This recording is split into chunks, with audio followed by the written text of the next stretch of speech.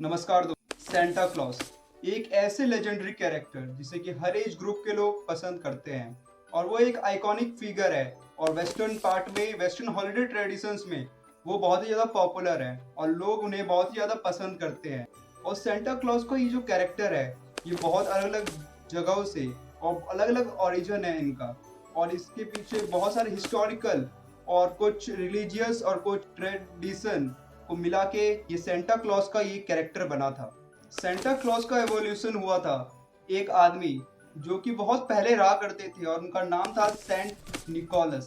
उनका बिहेवियर बहुत ही ज़्यादा अच्छा था दूसरों के प्रति।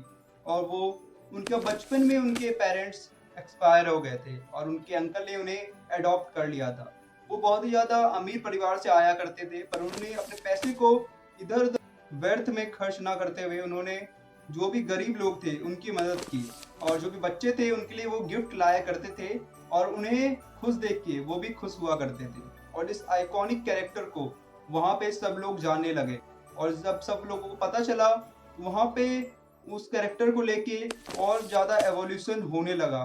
लोग उनकी बातें करने लगे और जैसे कल्चरल चेंजेस आने लगे, सेंट निकोलस जिनका जन्म 4th सेंचुरी में हुआ था, वो मायरा में रहा करते थे जो कि अभी के टर्की में है। और सेंट निकोलस के इस बिहेवियर को देखते हुए सारे लोग उससे बहुत ज्यादा प्रभावित हुए। तो सेंट निकोलस सीक्रेट तरीके से दूसरे को गिफ्ट दिया करते थे, मतलब कि बिना पता लगे दूसरे को गिफ्ट देना उन्हें पसंद था। और लोगों ने इसने एक खुशियां बांटने का एक तरीका ढूंढ लिया था और लोग हर ओकेजन पे एक दूसरे को गिफ्ट बांटकर खुशियां बांटने का एक नया जरिया ढूंढ लिया था। और तब से ये कल्चर और ये ट्रेडिशन फॉलो होता रहा। और तब के सेंट निकोलस के कैरेक्टर को चेंज होते होते और इवॉल्व होते होते आज के सेंटा क्लॉस के नाम से हम जानते हैं। डच लोग सिंटर क्लास को माना करते थे जो कि सेम कैरेक्टर थे सेंट निकोलस की तरह। और सिंटर क्लास दिसंबर में गिफ्ट बांटा करते थे और वहाँ पे लोग 5 दिसंबर को सेंटर क्लास मनाया करते थे। वहाँ पे लोग एक दूसरे को गिफ्ट दिया करते थे और उस कल्चर को फॉलो किया करते थे। और वो आज का नीदरलैंड था। और डच लोग जब अमेरिका गए वहाँ पे रहने के लिए तो अपने ट्रेडिशन और कल्चर को वहाँ पे ले गए। और अमेरिकन को सिंटर क्लास के बारे में पता चला और वहाँ पे भी कल्चरल चेंजेस और ट्रेडिशन चेंजेस होने की वजह से सिंटर क्लास के नाम को चेंज होते होते सेंटा क्लॉस हो गया, जिन्हें आज हम जानते हैं।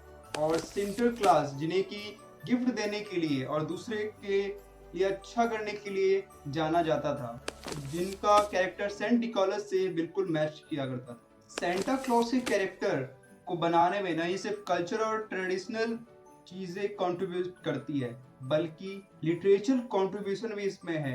1823 में सेमेंट क्लार्क मोरे ने एक पोएम लिखी थी सेंट निकोलस के ऊपर बेस्ड, और उस पोएम का नाम था a visit from Saint Nicholas. और ज्यादातर लोग उसे द नाइट बिफोर क्रिसमस से जानते थे। और उस पोएम में उन्होंने बताया था कैसे सेंटा क्लॉस एक स्ले पे आया करते थे और स्ले को रेनडियर्स मिलके चलाया करते थे। उसके बाद 1860 में थॉमस नेस्ट जो कि एक कार्टूनिस्ट थे और उन्हें फादर ऑफ अमेरिकन कार्टून कहा जाता है, और वो जर्मनी के लैंडाउ में उनका जन्म हुआ था। और उन्होंने पहली बार सेंटा क्लॉस का एक इमेज बनाया था जिसमें कि सेंटा क्लॉस की वाइट दाढ़ी और मूंछ दिखाया गया था और उन्होंने रेड कलर का कपड़ा पहना हुआ था, उनके हाथों में गिफ्ट था। अगर हिस्टोरिकल और कल्चर चीज़ों को छोड़ दे तो सेंटा क्लॉस को अच्छाई के लिए, दूसरे के बारे में अच्छा सोचने के लिए और दूसरे को प्रेजेंट गिफ्ट्स देने के लिए जाना जाता है। और माना जाता है कि सेंटा क्लॉस नॉर्थ पोल में वहाँ पे उनकी फैक्ट्री है जहाँ पे वो गिफ्ट बनाते हैं।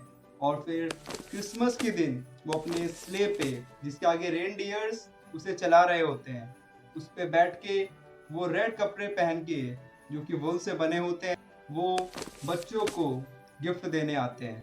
और ये अलग इमेजिनरी जॉय है जिसे कि सारे बच्चे और सारे पसंद करते हैं। और सेंटा क्लॉस के ऊपर फर्स्ट मूवी 1898 में बनाया गया था जिसका नाम था सेंटा क्लॉस, और वो जॉर्ज एल्बर्ट स्मिथ जिसके डायरेक्टर थे।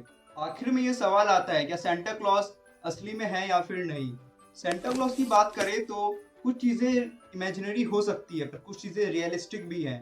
जैसे कि रेनडियर स्ले, उनकी सफेद दाढ़ी और मूंछ, और वो जो लाल कपड़े पहनते हैं, ये सारी चीजें इमेजिनरी हो सकती हैं, पर इनसे जो भी हमें खुशी मिलती है, जो भी एक भाव होता है दूसरे के लिए अच्छा करने का, दूसरे को गिफ्ट देने का, खुशियाँ बांटने का, वो सारी चीजें रियलिस्टिक हैं और वो सारी चीजें इस समय अभी एग्जिस्ट करती हैं। और जो भी लोग ये सारी चीजें कर सकते हैं या फिर कर रहे हैं, वो एक तरह से सेंटा क्लॉज को रिप्रेजेंट करते हैं और एक तरह से उन्हें सेंटा क्लॉज मान सकते हैं। और आज जो पेरेंट्स हैं वो भी बच्चों को इसी इमेजिनरी वर्ल्ड में रखते हैं कि सेंटा क्लॉज होते हैं, वो खुद सेंटा क्लॉज बन के उन्हें गिफ्ट देते हैं। यही चीज़ होती है जो कि हर आदमी को करना चाहिए।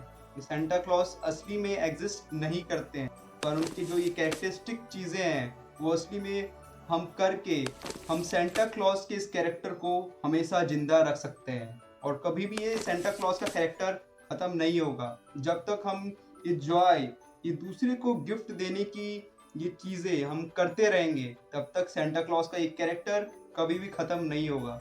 जो मैंने बताया था सेंट निकोलस के बारे में, जिनको कल्चरल और ट्रेडिशन चेंज होते होते उनके कैरेक्टर को सेंटा क्लॉज में चेंज कर दिया गया, पर उस समय सिर्फ एक ही सेंटा क्लॉज हुआ करते थे।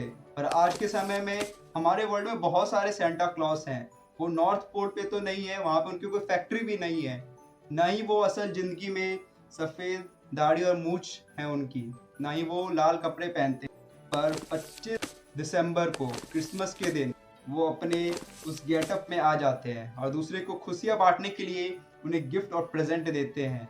और ये सब जब तक चलता रहेगा तब तक सेंटा क्लॉज कभी भी दुनिया से ख़त्म नहीं होंगे और ये कैरेक्टर हमेशा एक लेजेंड कैरेक्टर की तरह जाना जाएगा।